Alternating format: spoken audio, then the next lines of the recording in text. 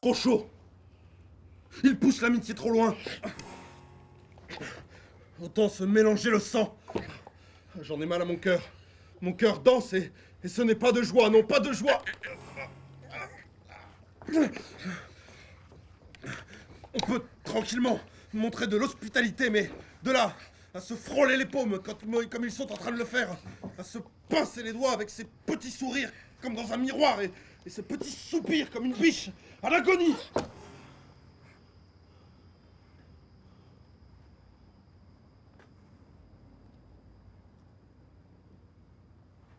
Mamilius, êtes-vous mon fils? Oui, monseigneur. J'y compte bien. Vous êtes mon beau coq, oui. Il paraît que votre nez est copié sur le mien. Venez, capitaine, soyons clairs. Mettons les choses en ordre plutôt. 10 marionnettes interprètent sur scène cette tragicomédie shakespearienne. Le Conte d'hiver est classé parmi les romances tardives de l'auteur. Au départ de cette intrigue, une histoire de jalousie entre le roi de Sicile Léontès et son ami d'enfance, le roi de Bohême Polyxène. Enlevez cet enfant. Je ne veux plus qu'il approche sa mère.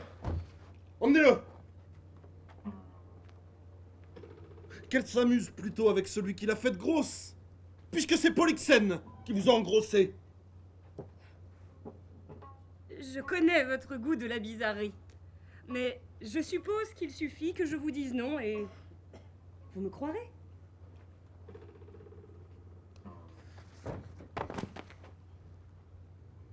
Regardez-la, messieurs. Observez-la bien. Vous êtes sur le point de dire: cette dame est parfaite. Et puis, dans le secret de vos cœurs, parce que vous êtes juste, vous ajouterez: dommage qu'elle soit malhonnête. Car je vous l'apprends, moi qui suis le premier à en souffrir, cette femme est adultère. Un chien dirait cela! Sur le Conte d'hiver, Shakespeare, il faut des bons interprètes. Et ensuite, en fait, je les ai formés au jeu de la marionnette. Et voilà, après, ça se fait dans la mise en scène, en travaillant petit à petit, pas à pas, sur, d'un côté, la narration, l'interprétation, mais aussi avec le jeu marionnette, et aussi, parce que la marionnette, elle a aussi du jeu dans l'espace. C'est pas seulement les mouvements avec les mains, avec les pieds, mais le texte aussi, il se raconte aussi en mouvement dans l'espace. Cette adaptation se joue en 1h20 contre les 3h originales. Et derrière ces 10 marionnettes se cachent 6 comédiens. À eux donc de donner vie à ces poupées inanimées. En fait, ce qui est assez beau avec la marionnette, c'est qu'il y a quelque chose qui est devant nous. C'est-à-dire qu'il y a quelque chose de très déculpabilisant dans le jeu. La marionnette est capable de faire au niveau de son corps des choses que nous, acteurs, on serait incapables de faire. Elle peut accepter aussi des mouvements que nous, acteurs, nous paraîtraient complètement ridicules. Et en même temps, elle est très très singulière et difficile parce qu'elle a son propre langage. Son langage est corporel. Donc c'est tout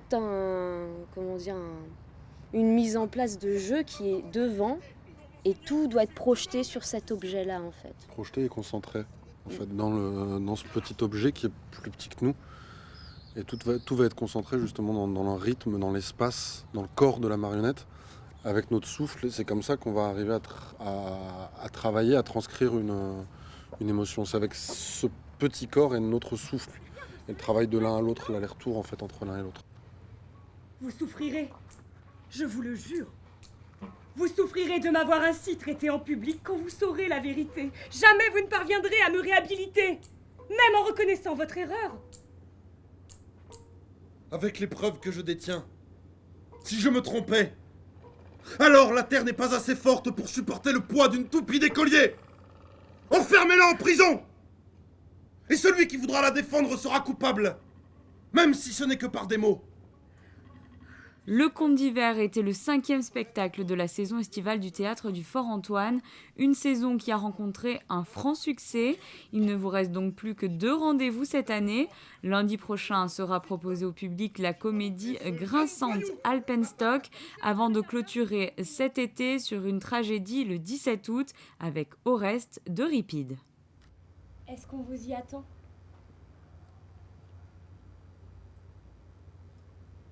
Faites ce que vous voulez.